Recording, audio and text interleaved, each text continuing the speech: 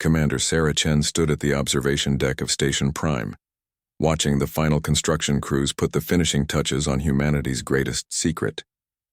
Through the reinforced glass, she could see the massive curved hull of what appeared to be a dead planet. But Sarah knew better. This was no ordinary world. This was Terra's Wrath, the first and largest of humanity's planet-sized warships. The dwarf planet Ceres 7th had been completely hollowed out over the past 800 years. Where once there had been rock and ice, now there were vast chambers filled with weapons systems, fusion reactors, and entire cities.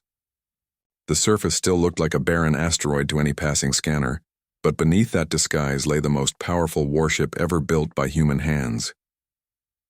Sarah touched the communication panel on her wrist. "Control, this is Chen. Give me a status report on the Leviathan project." A voice crackled back immediately. "All 12 ships are at 98% completion, Commander. The final weapon systems are being installed on ships 7 through 12. Terra's Wrath and the first 6 are ready for active duty." Sarah smiled grimly. After 1,000 years of hiding, humanity was almost ready to reveal itself to the galaxy again. But not in the way anyone expected. The Great War had ended badly for humanity. The Hegemony Alliance, a collection of alien species who thought they ruled the galaxy, had crushed Earth's first attempt at expansion. Billions had died, entire colonies had been wiped out. The survivors had been forced to sign a treaty that locked humanity into just 12 star systems. The aliens thought they had won. They thought humans were beaten, broken, hiding in their small corner of space like scared children. They were wrong. The moment the treaty was signed, humanity began to plan. Not for revenge, that was too simple. They planned for dominance. Complete, total dominance that would make sure no alien force could ever threaten human worlds again. "Take me to the construction bays," Sarah told her aide, Lieutenant Rodriguez. "I want to see the weapon tests." They traveled through the transport tubes that ran through the planet ship's interior. Outside the tube windows, Sarah could see the incredible scale of what humanity had built. Entire forests grew in vast biodomes. Cities stretched across the inner surface of the hollowed-out world. Millions of people lived and worked here, and most of them had been born on this ship. The construction bay was a cavern so large that Earth's moon could have fit inside it with room to spare. Massive manufacturing systems worked day and night, building weapons, ships, and equipment. Robot workers moved in perfect coordination, guided by artificial intelligence systems that had been improved over centuries of secret development.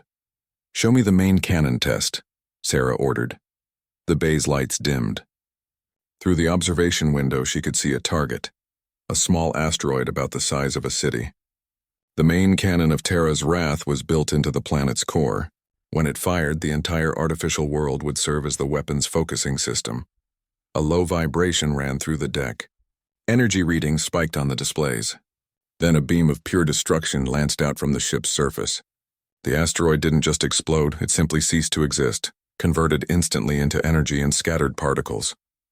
"Impressive," Rodriguez whispered. Sarah nodded.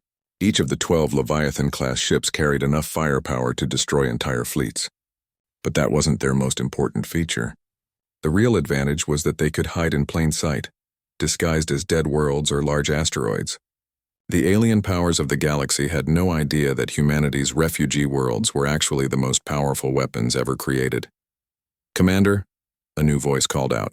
Sarah turned to see Admiral Marcus Webb approaching. He was the overall commander of the Leviathan project, a man who had dedicated his entire life to this moment. "Admiral," Sarah saluted. "The weapon tests are exceeding expectations." Webb smiled, but his expression was serious. "Good, because we may need them sooner than planned. Our scout networks are reporting something disturbing from the outer rim." Sarah's blood went cold. For centuries, humanity had maintained a secret network of observation posts and hidden agents throughout the galaxy. Officially, humans had withdrawn from galactic politics. In reality, they watched everything. What kind of disturbance? Entire star systems going dark. No communication, no energy signatures, nothing. Whatever is happening out there, it's consuming everything in its path. The three of them walked toward the command center at the planet ship's heart. Around them, the normal sounds of construction and daily life continued. Children played in the parks. Workers went about their jobs. Farmers tended to crops. None of them knew that their home was about to become humanity's sword and shield in a war that might determine the survival of the entire galaxy. The command center was a sphere suspended in the exact middle of Terra's wrath. From here, the ship's commanders could coordinate with the other 11 Leviathans and monitor the entire galaxy. Massive displays showed star maps, fleet positions, and communication intercepts from across known space. "Show her the latest reports," Webb ordered. The displays shifted to show the galactic rim. Dozens of star systems were marked in red, completely silent, no signs of life. The dark zone was expanding inward, consuming everything in its path. "The Hegemony Alliance is mobilizing their fleets," a technician reported. "But they don't understand what they're facing. They think it's just another alien invasion." Sarah studied the data. Whatever was destroying those worlds was moving with purpose and incredible efficiency. This wasn't random destruction, it was systematic consumption. "How long until it reaches hegemony core worlds?"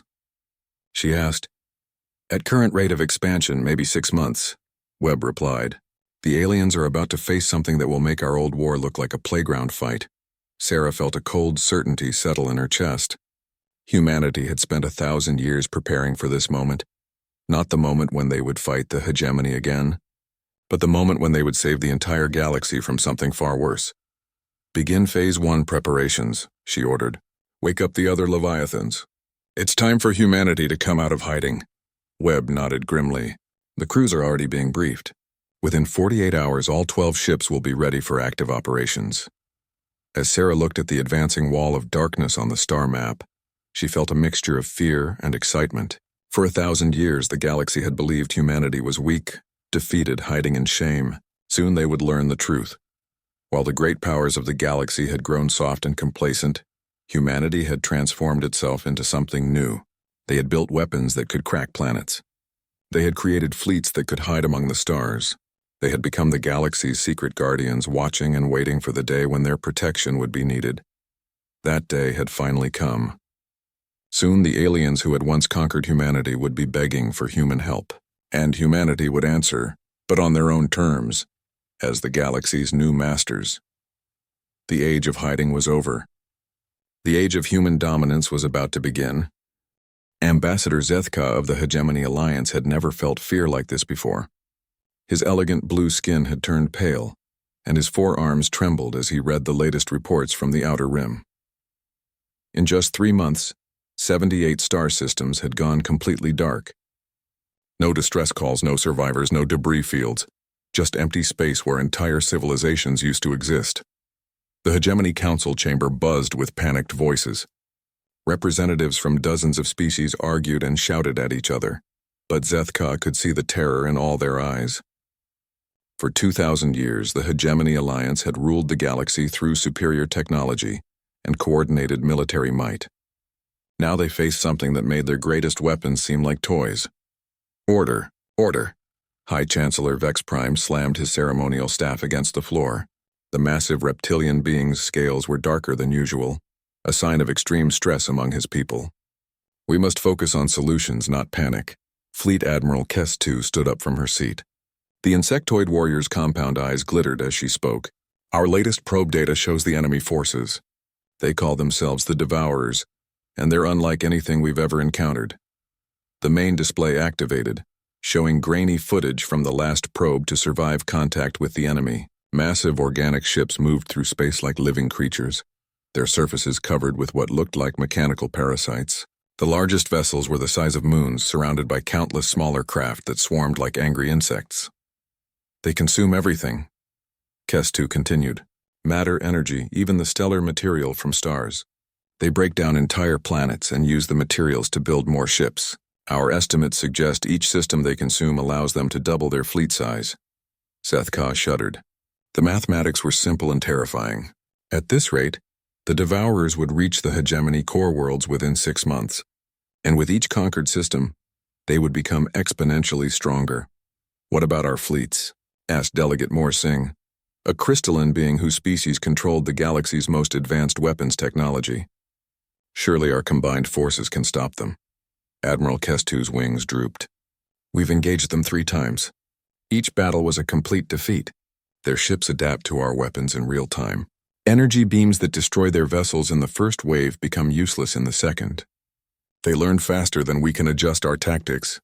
The chamber fell silent. For generations, hegemony military doctrine had relied on technological superiority.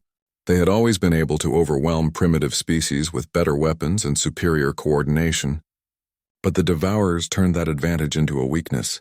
There must be something we can do, Chancellor Vex Prime growled. We rule 3/4 of the galaxy. We have fleets numbering in the millions of ships. Numbers won't help us, Kestu replied grimly. The Devourers don't just destroy our ships, they convert the wreckage into new units. Every battle makes them stronger while making us weaker. Zethka had been listening to the debate with growing desperation. But suddenly he remembered something, a contingency plan that the Council had never seriously considered. What about the humans? He asked. The chamber erupted in shocked voices. Several delegates laughed outright at the suggestion. The humans? Delegate Morsing's crystalline body chimed with amusement. Those primitive creatures we defeated 1,000 years ago? They're barely maintaining their handful of colony worlds. Exactly, Zethka pressed on. They've been isolated for centuries. Maybe they've developed new technologies. Maybe they could provide fresh ideas or tactics. Admiral Kestu's antennae twitched skeptically.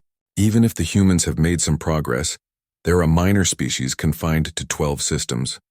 What could they possibly offer that our greatest minds haven't already considered? Chancellor Vex Prime stroked his massive jaw thoughtfully. Still, we're running out of options. The Devourer fleets will reach the outer colonies within weeks. If there's even a small chance the humans have something useful, I volunteer to make contact, Zethka said quickly. I was involved in the original peace negotiations after the human war. I know their diplomatic protocols. The Chancellor nodded slowly. Very well. Take a fast courier ship and make contact with the human authorities. But don't get your hopes up. At best, they might provide some additional support ships for our fleets. 3 days later, Zethka's ship dropped out of hyperspace at the edge of human territory. What he saw confused him greatly. Long-range sensors detected what appeared to be several dozen large asteroids scattered throughout the system. But no obvious signs of major civilization or military presence. This is strange, his pilot muttered. According to our records, this system should have a population of several billion humans. But I'm barely detecting any energy signatures. Zethka frowned. Had the humans somehow managed to destroy themselves during their isolation? That would be just their luck. To finally seek help from Earth's children only to find empty worlds. Wait, the sensor operator called out. I'm getting a communication signal. Very tight beam, perfectly encrypted. Someone's been watching us since we arrived. The main screen flickered, and suddenly Zethka found himself looking at a human face. The man appeared middle-aged with graying hair and calm brown eyes. He wore what looked like a military uniform, but it was unlike any human design in hegemony records. Ambassador Zethka, the human said calmly. We've been expecting you. Zethka's 4 eyes widened in shock. You know who I am? We know about the Devourers. We know about your fleet losses. We know why you're here. The human smiled, but there was something unsettling about his expression. I'm Admiral Marcus Webb, Supreme Commander of Humanity's Defensive Forces. Welcome to human space. Defensive Forces? Zethka looked around at the apparently empty system. Admiral Webb, our records show this system should contain major population centers and industrial facilities. But our scanners detect almost nothing. Admiral Webb's smile widened. That's because you're looking in the wrong places. Your scanners are designed to detect conventional settlements and ships, but humanity hasn't been conventional for quite some time. I don't understand. You will. Prepare to be amazed, Ambassador. For the past 1,000 years, while you thought we were hiding in defeat, we were actually preparing for this exact moment. The galaxy is about to learn what humanity has really been doing during our so-called isolation. Zethka felt a chill run down his spine. There was something in the Admiral's voice, a confidence that seemed completely at odds with humanity's supposed weakness. What do you mean? He asked. I mean that the Devourers aren't the only ones who've been building planet-sized weapons, Ambassador. The difference is we've had a 1,000-year head start. Admiral Webb leaned forward slightly. Tell me, what do you know about humanity's current military capabilities? Our intelligence suggests you maintain perhaps a few thousand ships, mostly outdated designs for local defense. Admiral Webb laughed, a sound that somehow managed to be both warm and terrifying. Ambassador, I think it's time you learned the truth about what humanity has been doing while the galaxy slept. Prepare for some very interesting revelations. As Zethka stared at the human admiral's confident face, he began to realize that this diplomatic mission might not go the way anyone in the Hegemony Council had expected. Ambassador Zethka watched in stunned silence as the dead asteroid began to move. What he had assumed was a lifeless rock floating in space suddenly blazed with brilliant blue light. Massive engines, each one larger than his entire ship, ignited along its surface. The asteroid, no, he realized with growing shock. The disguised warship slowly began to rotate. "What you're seeing," Admiral Webb's voice came through the communication system, "is Terra's Wrath, flagship of humanity's Leviathan fleet. She's 12,000 kilometers in diameter and houses a population of 4 billion people." Zethka's forearms trembled as he tried to process what he was witnessing. "That's impossible. Our sensors showed nothing but a dead asteroid." "Your sensors showed exactly what we wanted them to show," Webb replied calmly. "For 800 years we've been perfecting stealth technology that makes our ships invisible to conventional detection methods. What you thought were asteroids scattered throughout this system are actually our most powerful weapons." On cue, 11 other asteroids throughout the system began to light up. Each one revealed itself to be a massive artificial world bristling with weapons and propulsion systems. Zethka realized he was looking at the largest fleet ever assembled in galactic history. "By the ancestors," he whispered, "how many people do you have living on these planet ships?" 47 billion across all 12 Leviathans, Webb answered. "Each ship is a self-contained civilization. We have cities, farms, factories, universities, everything needed to sustain human life indefinitely. We could fight a war for centuries without ever needing to resupply." Zethka's mind reeled. The entire Hegemony Alliance had a combined population of maybe 200 billion across thousands of worlds. Humanity had managed to pack nearly a quarter of that number onto just 12 ships. "This is why you withdrew from galactic politics," he said, understanding beginning to dawn. "You weren't hiding in defeat. You were preparing." "Exactly.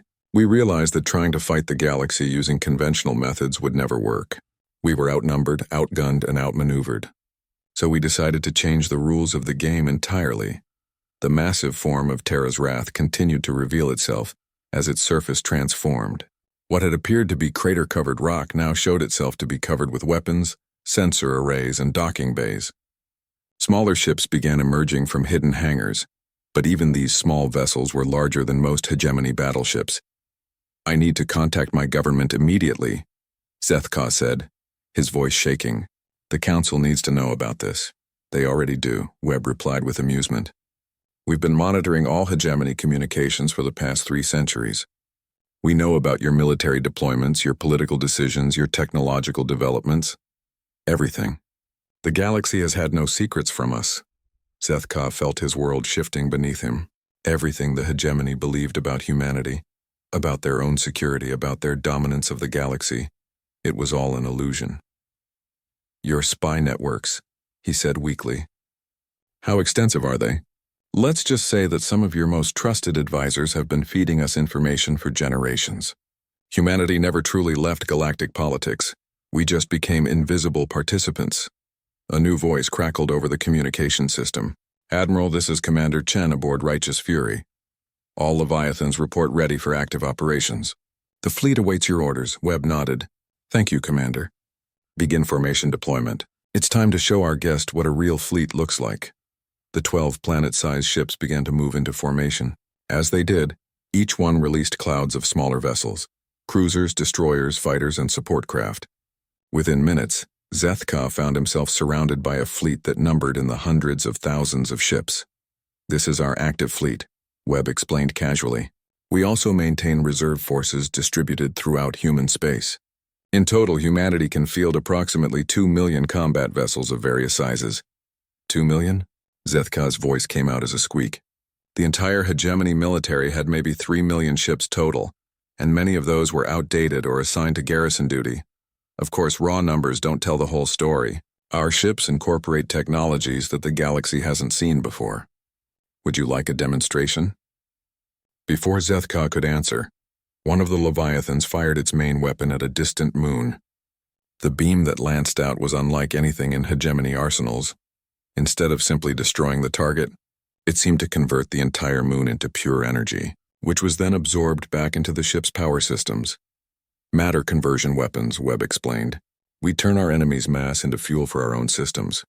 The more they throw at us, the stronger we become. Zethka realized his mouth was hanging open and closed it with a snap. You could destroy the entire hegemony fleet without breaking a sweat. Yes, Webb agreed matter-of-factly. But that's not what we want. The Devourers are the real threat here. They consume entire civilizations. If they finish eating the galaxy, humanity will eventually be the only life left. And even we can't survive as the sole species in an empty universe. So you're willing to help us? Webb's expression became serious. We're willing to save the galaxy, Ambassador. But we're not going to do it as your subordinates or allies. Humanity will lead this war effort. We have the ships, the technology, and the experience needed to fight the Devourers effectively. What do you mean by experience? The Devourers aren't new, Ambassador. They've attacked the galaxy before, about 12,000 years ago. Humanity's ancestors survived that war, though barely. We've been preparing for their return ever since. Zethka felt like his entire understanding of history was crumbling. The ancient catastrophe that destroyed the first galactic civilization. That was the Devourers? The same species, though they've grown much stronger over the millennia. Back then, they were defeated by an alliance of young species who were willing to sacrifice everything to stop them. This time, they're facing a prepared humanity. The Admiral leaned back in his chair, his expression becoming almost predatory. Here's what's going to happen, Ambassador. You're going to return to the Hegemony Council and tell them the truth about humanity's capabilities. You're going to convince them to accept human leadership in the war against the Devourers. And in return, we're going to save every species in the galaxy. And if the Council refuses? Webb shrugged. Then they'll face the Devourers alone while humanity protects itself. We're prepared to survive even if the rest of the galaxy falls. But I don't think your leaders are that stupid. Zethka looked around at the incredible fleet surrounding his tiny courier ship. Massive planet-sized warships hung in space like artificial gods, each one capable of destroying entire solar systems. The Hegemony's greatest battleships would be nothing more than gnats next to these titans. The Council will accept, he said quietly. They don't have a choice. Good. Because the Devourers have just accelerated their advance. Our deep space monitors show they'll reach Hegemony territory in less than 2 weeks. The galaxy's old order is about to end, Ambassador. The question is whether it will be replaced by human leadership or Devourer consumption. As Zethka prepared to return to Hegemony space with news that would shake the foundations of galactic civilization, he couldn't help but wonder if humanity's cure for the Devourer threat might be just as dangerous as the disease itself. The galaxy was about to learn that while they had slept, humanity had become something far more powerful than anyone could have imagined. The age of hegemony dominance was over. The age of human supremacy had begun. Admiral Marcus Webb stood in the command center of Terra's Wrath as the massive planet ship dropped out of hyperspace at the edge of the Kethvar system. Around him, holographic displays showed the positions of all 12 Leviathans as they took formation for humanity's first major engagement with the Devourers. Status report, he ordered. Commander Sarah, Chen's voice came through from Righteous Fury. All ships report ready for combat operations. The Devourer fleet is exactly where our scouts predicted, consuming the 4th planet. Webb studied the tactical display. The enemy force was larger than anything the Hegemony had faced before. Hundreds of massive biomechanical ships, some the size of small moons, swarmed around what had once been a thriving world. The planet itself was being systematically dismantled, its matter converted into new Devourer vessels at an alarming rate. They're building ships faster than we anticipated, reported the tactical officer. Estimate enemy force at approximately 50,000 vessels of various sizes. Webb nodded grimly. Intelligence had suggested the Devourers would have maybe 20,000 ships at this location. But that was the nature of fighting an enemy that grew stronger by consuming everything in its path. All Leviathans, begin primary engagement protocol, he commanded. Target the construction ships first. We stop their production before we worry about their existing fleet. The 12 planet-sized warships moved forward in perfect formation. To an outside observer, it would have looked like 12 worlds had suddenly gained the power of independent movement. The Devourer fleet, detecting the approaching human forces, began to swarm toward them like angry insects. First contact in 30 seconds, announced the sensor operator. Enemy ships are adapting their formation. They're trying to surround us. Webb smiled coldly. Let them try. Fire when ready. The main cannon of Terra's wrath discharged with a sound that resonated through the entire artificial world. The beam of concentrated energy struck the largest Devourer construction ship dead center. But instead of simply destroying the target, the weapon did something the Devourers had never encountered before.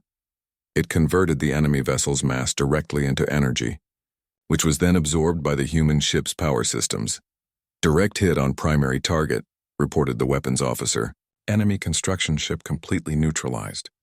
Our power levels are increasing. Across the battlefield, the other 11 Leviathans opened fire with their own planet-killing weapons. Matter conversion beams lanced out, turning Devourer ships into pure energy that fed back into the human fleet. With each successful hit, the Leviathans grew more powerful. The Devourer response was swift and overwhelming. Thousands of smaller ships swarmed toward the human fleet, their biomechanical hulls bristling with adaptive weapons. Energy beams, particle accelerators, and exotic matter projectiles hammered against the Leviathan's shields. Shields holding at 97%, reported the defense coordinator. Enemy weapons are adapting, but slowly. They've never encountered our shield technology before. Webb watched as the Devourer weapons began to change, trying different frequencies and energy patterns to penetrate human defenses. This was their greatest advantage, the ability to adapt to any enemy tactic within minutes of first contact. But humanity had spent 1,000 years preparing for exactly this capability. Launch drone swarms, he ordered. Pattern 7 Alpha. From concealed bays across all 12 Leviathans, millions of small combat drones poured out into space. But these weren't ordinary fighter craft. Each drone was equipped with randomly shifting shield frequencies, weapon types, and tactical programming. Every few seconds, each drone would completely change its combat profile. The Devourer swarms tried to adapt to the human drones, but just as their weapons began to find effective frequencies, the targets would shift to completely different defensive systems. It was like trying to hit an enemy that changed its fundamental nature every few heartbeats. Drone swarms engaging successfully, reported Commander Chendar. Enemy adaptation rate has dropped to 40% effectiveness. They can't keep up with our tactical shifts. Webb nodded with satisfaction. This was why humanity had built the Leviathans, not just as massive weapons platforms, but as mobile factories capable of producing new ship designs during combat. While the Devourers adapted to human tactics, humanity could create entirely new tactics faster than the enemy could process them. Begin Phase 2, he commanded. Deploy the factory ships. From the interior of each Leviathan, massive manufacturing vessels emerged. These ships immediately began mining nearby asteroids, converting raw matter into new combat vehicles using templates that had never been used before. Within minutes, thousands of brand new ship designs were joining the battle. The Devourer fleet found itself facing an enemy that was literally evolving faster than they could adapt. Every time they developed a counter to human weapons, new weapons appeared. Every time they found a weakness in human defenses, those defenses changed completely. Enemy fleet is showing signs of confusion, reported the tactical officer. Their coordination is breaking down. Some ships are attacking each other because their adaptation systems are receiving conflicting data. Webb allowed himself a moment of grim satisfaction. The Devourers were experiencing something they had never encountered in millions of years of conquest, an enemy that was more adaptive than they were. But the battle was far from over. The largest Devourer ships began to combine, their biomechanical forms flowing together like liquid metal. Within minutes, a single massive construct had formed, a vessel the size of a small planet, covered with weapons and shield systems that pulsed with malevolent energy. By the ancestors, whispered someone on the bridge, that thing is generating power levels equal to a small star. Webb studied the monster vessel as it began to approach the human fleet. This was what the Devourers did when normal adaptation failed. They created singular titans capable of overwhelming any opposition through sheer brute force. All Leviathans. Target the Titan construct, he ordered. Concentrate all fire on its central power core. 12 planet-sized weapons discharged simultaneously. The combined firepower was enough to crack moons, but the Devourer Titan simply absorbed the energy into its shields and kept coming. Our weapons are having no effect, reported the weapons officer. The target is converting our attack energy into shield power. Webb frowned. This was unexpected. The Devourers had learned to mimic humanity's matter conversion technology, but in reverse. Instead of turning enemy mass into their own power, they were turning enemy energy into their own defenses. Then we'll give them more energy than they can handle, he decided. All ships begin overload sequence. Channel all reactor output through the main weapons. Admiral, that's extremely dangerous, warned Commander Chen. If we miscalculate, we could destroy our own ships.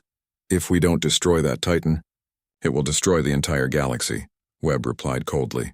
Execute the order. Across the human fleet, massive fusion reactors began to overload in carefully controlled sequences. The energy output of each Leviathan increased exponentially as their power systems were pushed far beyond normal operating parameters. The 12 planet ships fired again, but this time their weapons carried the combined power output of entire stellar systems. The beams that lanced out didn't just hit the Devourer Titan, they punched completely through its shields, its hull, and its core, emerging on the far side as streams of pure destruction. The Titan construct didn't explode. It simply ceased to exist, converted instantly into scattered particles that dispersed harmlessly into space. The remaining Devourer fleet, seeing their ultimate weapon destroyed so completely, began to retreat. But Webb wasn't going to let them escape to consume another system. All ships pursue and destroy, he commanded. No Devourer vessel leaves this system alive. The battle that followed was more like a harvest than a fight.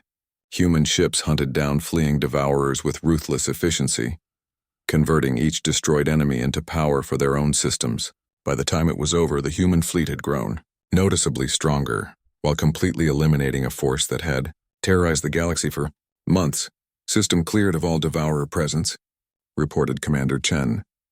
Total enemy casualties, 53,000 ships. Destroyed or converted. Human casualties, 0.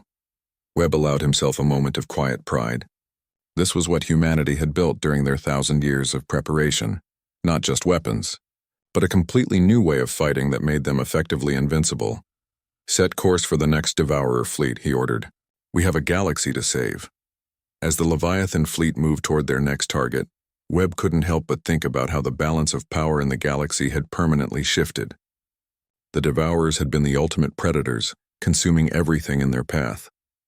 But now they faced something even more dangerous. Humanity's planet-sized god-killers marching inexorably across the stars. The Galactic Council chamber had never seen anything like this before.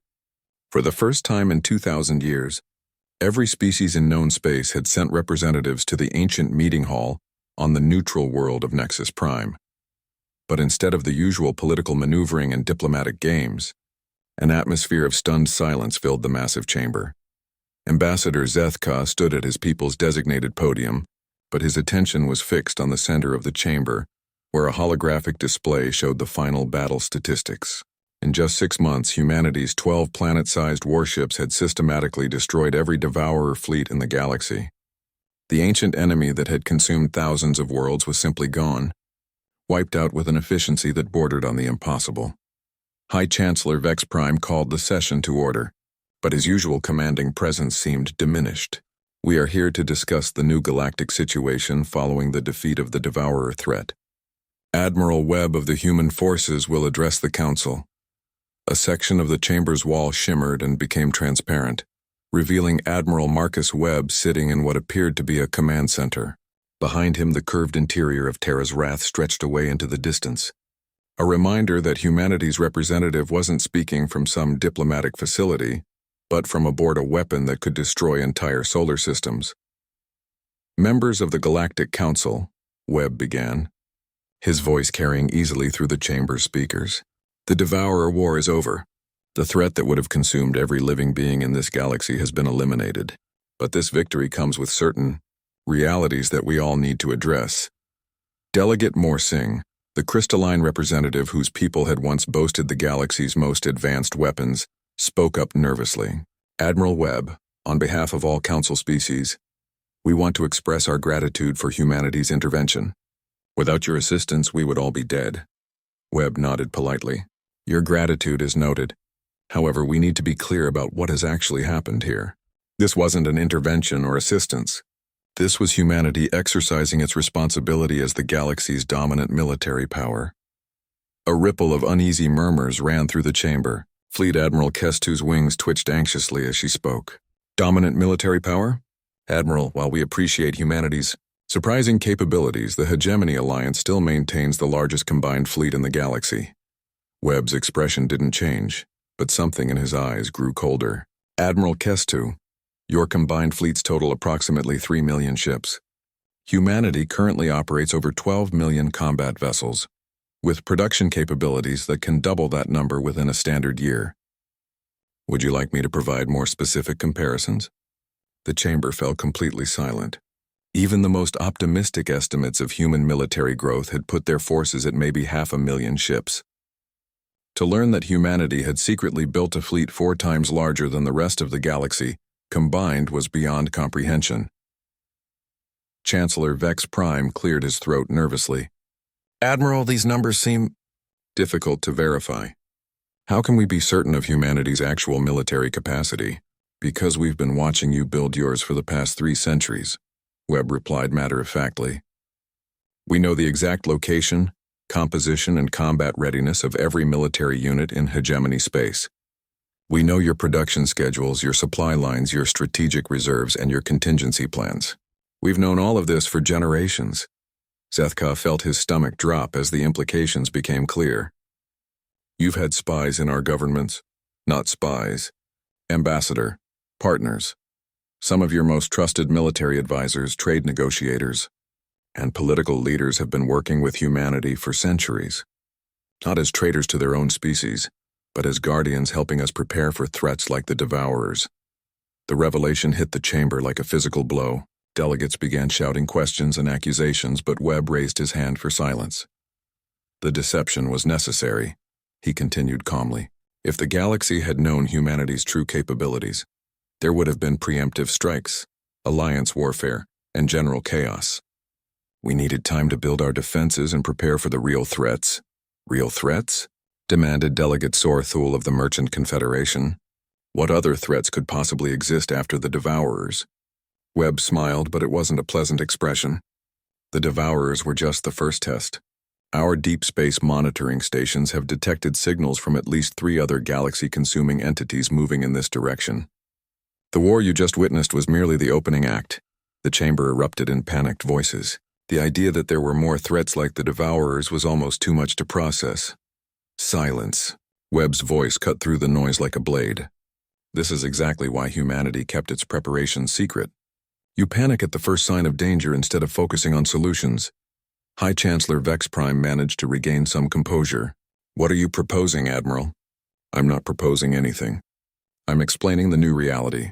Humanity has become the galaxy's protector by necessity and by capability. We will defend all inhabited worlds against external threats. In return, we expect certain accommodations.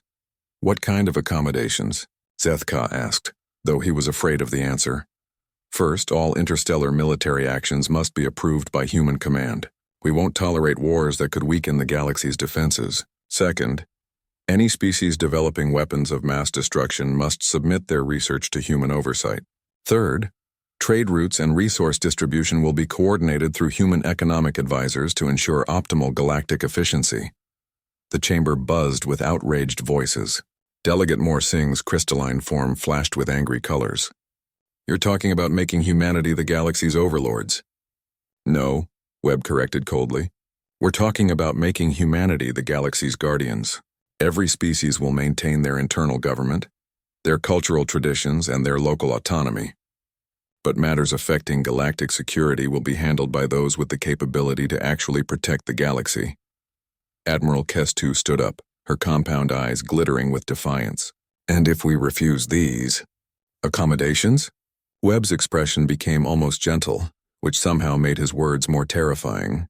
Then you'll face the next galactic threat without human protection. We'll withdraw to our own space and let the galaxy handle its own defense. Of course, based on your performance against the Devourers, I estimate most species would survive perhaps 6 months. The brutal logic of the situation settled over the chamber like a heavy blanket. Humanity had saved them all, but the price of that salvation was the end of galactic independence. Chancellor Vex Prime spoke carefully. How do we know humanity will be a benevolent protector? What's to stop you from becoming conquerors yourselves? Because conquest is inefficient, Webb replied immediately. Managing billions of unwilling subjects across thousands of worlds would tie up resources we need for defending against external threats. We have no interest in ruling your daily lives. We just want to ensure that your daily lives continue to exist. Zethka realized there was a certain terrible logic to humanity's position. They had the power to simply take over the galaxy by force, but instead they were offering protection in exchange for strategic oversight. What guarantees do we have? He asked. How do we know humanity won't change its mind about benevolent protection? Webb leaned forward slightly. Because, Ambassador, we've been your benevolent protectors for the past 1,000 years without you even knowing it. How many wars do you think were prevented by timely intelligence leaks? How many potential disasters were averted by anonymous warnings? How many times do you think the galaxy was saved by human intervention that you never detected? The questions hung in the air like accusations. Looking back, Zethka could remember dozens of incidents where catastrophes had been mysteriously avoided at the last minute. The choice is simple, Webb continued. Accept human guardianship and continue to thrive as independent species under our protection. Or reject our offer and face the universe alone. But understand that this choice is permanent. If you refuse us now, don't expect us to save you when the next threat arrives. High Chancellor Vex Prime looked around the chamber at the faces of his fellow delegates. Fear, resignation, and helpless anger were written on every alien expression. We need time to consider, he began. No, Webb interrupted. The next threat will arrive within 18 months. We need galactic coordination now, not after months of debate. The vote is simple. Accept human protection or reject it. But choose quickly. After an hour of desperate debate, the vote was overwhelmingly in favor of accepting humanity's terms. The alternative was simply too terrifying to consider. As the session ended and delegates began filing out of the chamber, Zethka couldn't help but reflect on the irony of the situation. 1,000 years ago, the hegemony had defeated humanity in war and forced them into exile. Now humanity had returned not as conquerors seeking revenge, but as guardians offering protection that the galaxy couldn't refuse. The age of independent galactic powers was over. The age of human oversight had begun. And despite his fears about this new order,